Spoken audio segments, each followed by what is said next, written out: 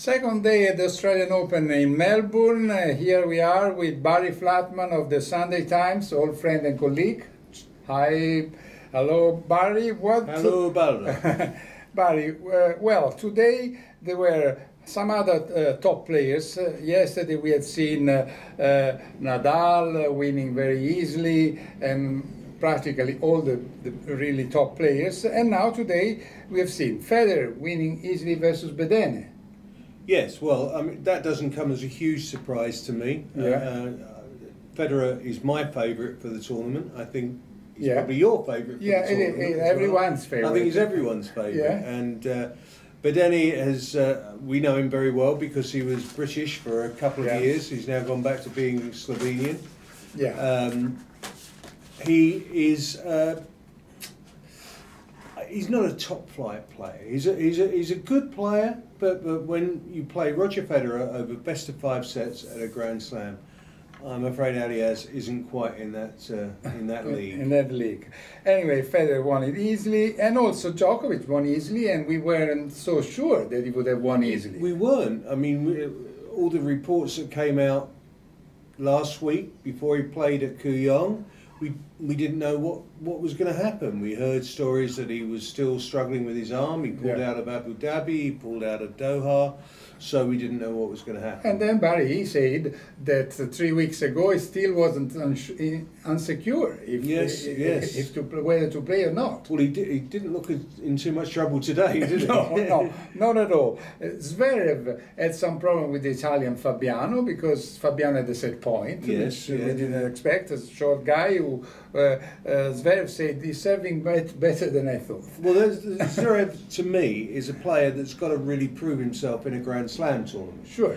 So far he's looked great in Masters. He's won Masters series. Yeah, Rome. But you know, and I know that the ones that really count are the Grand Slams. Yeah. And he hasn't done very much in Grand Slams. No, only in Wimbledon he went over the 3rd round, but that was it. Yes. And all the others, nothing. So, but that means that he has a lot of chances to gain points this year. I mean, while Nadal and Federer will have to defend a lot. Absolutely, yeah. So there were many doubts about Wawrinka. A lot of doubts. Yeah. I mean, I spoke to him on Saturday, and I wondered if he was wise to play because he hasn't really tested his knee. He has some kilos. Yes. And we know that kilos may be a problem. Yeah.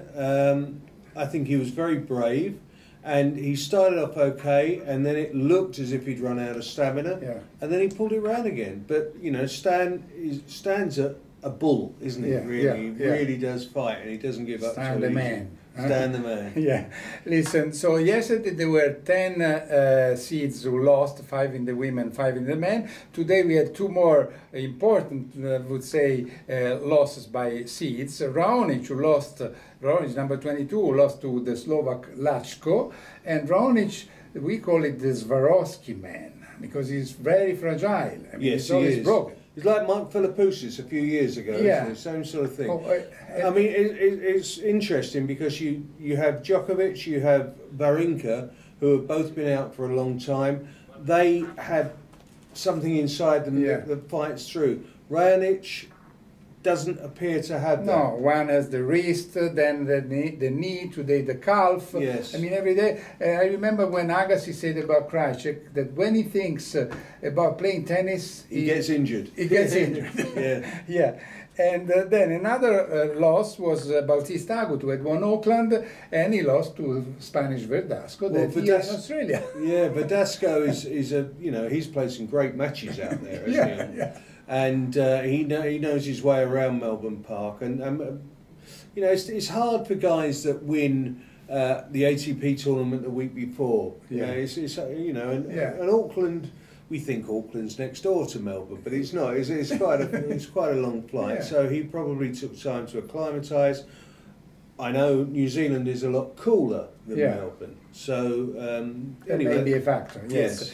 But and then there was a 2 times winner in Wimbledon, your championship. Yes. Petra Kvitova. That last few days ago, Martina Navratilova quoted as a possible winner of this tournament, and she lost to Petkovic. Yes, well, you know, she's still coming back. You know, a year ago she was really suffering after that terrible attack in her apartment, and she's got to learn how to really finish off the tough matches, and she didn't do that today. No, she served for the match, and then she lost. She was 8-7 and serve, and she lost 10-8 in the third. But I think it's just a matter of time, and she'll be back.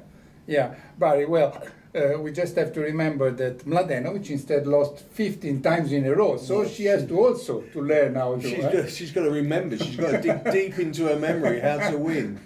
Okay, thanks a lot to Barry Flatman of the Sunday Times. See you tomorrow from Melbourne, Australian Open.